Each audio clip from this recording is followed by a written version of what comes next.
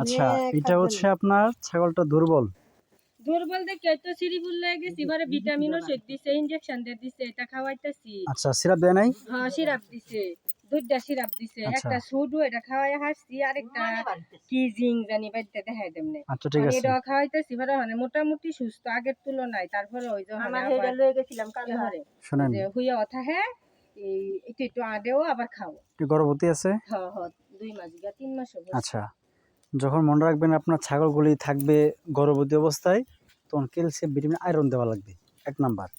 আবার যখন ছাগল বাচ্চা প্রসব করবে, বয়স 1 মাস হবে, আবার ক্যালসিয়াম ভিটামিন দিবেন। কী জন্য দিবেন? মায়ের পেট থেকে বাচ্চা কিন্তু পুষ্টিনে বড় হয়, তা ঘাটতি হয়।